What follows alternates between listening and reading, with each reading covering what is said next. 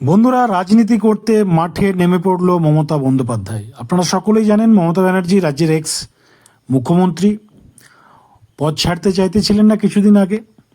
তার দল তৃণমূল কংগ্রেস কার্যত ভোটে গোহারা হেরেছে এবং তার 2026-এর বিধানসভা হেরে যাওয়ার, অর্থাৎ তৃণমূল কংগ্রেসের এই 2026-এর বিধানসভা নির্বাচনে হেরে যাওয়ার যেটা প্রধান কারণ আরজি করের ঘটনা।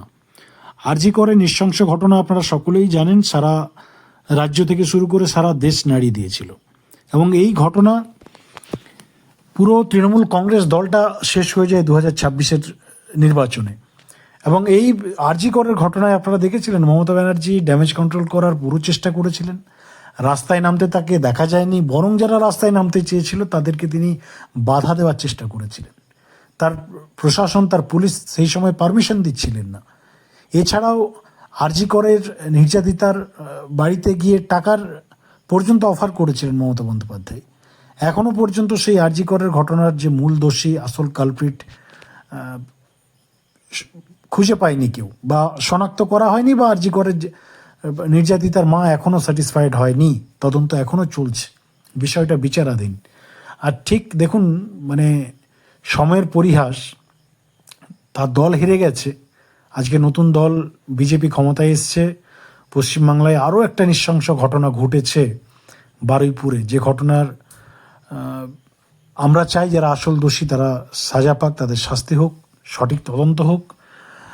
এবার ঘটনা হচ্ছে এই বিষয় নিয়ে মমতা ব্যানার্জি, যিনি একটা সময় এই ধরনের যে প্রোটেস্ট বা আন্দোলনের বিষয় নিয়ে নিজে কোনোদিন রাস্তায় নামেননি লাস্ট 15 বছর, তাকে এবার রাস্তায় নামতে দেখা গেল।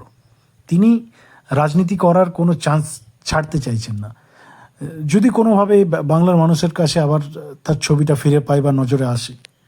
কিন্তু ঘটনা হচ্ছে, দেখুন, এই ধরনের যে বিষয়গুলো পশ্চিমবাংলায় ঘটছে, এগুলোর জন্য কড়া আইন যেমন দরকার রয়েছে, তেমন পশ্চিমবাংলার মানুষ লাস্ট 15 বছরে আইনের প্রতি যে ভয়, আইনের প্রতি যে ডর, আইনের প্রতি যে একটা মানুষের মধ্যে ভয় থাকবে, ভীতি থাকবে, সেই বিষয়টাই তো উড়ে গেছে।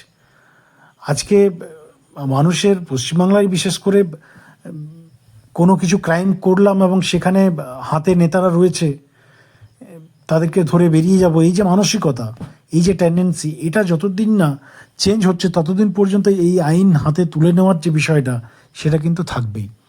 কারণ রাজ্য প্রশাসন, রাজ্য পুলিশের কাছে এমন কোনো ক্ষমতা নেই যে যারা পশ্চিমবাংলার প্রত্যেকটা জেলার প্রত্যেকটা থানার প্রত্যেকটা ব্লক, প্রত্যেকটা বুথ স্তরে গিয়ে তারা প্রত্যেকটা বাড়ির সামনে প্রত্যেকটা মহিলাকে তারা পাহারা দেবে, যতক্ষণ পর্যন্ত বাংলার সাধারণ মানুষ আইন সম্পর্কে সচেতন, আইন সম্পর্কে তাদের একটা দায়িত্ব, একটা ভয় যতক্ষণ না তৈরি হচ্ছে যে ভুল করলে, আইন হাতে নিলে তার কড়া শাস্তি পেতে হবে, ততক্ষণ পর্যন্ত এই কালচারটা শেষ হবে না। বন্ধুরা, আপনারা কি মনে করেন অবশ্যই লিখে জানান কমেন্ট সেকশনে, এবং চ্যানেলে নতুন থাকলে অবশ্যই চ্যানেলটি সাবস্ক্রাইব করে রাখুন। ধন্যবাদ।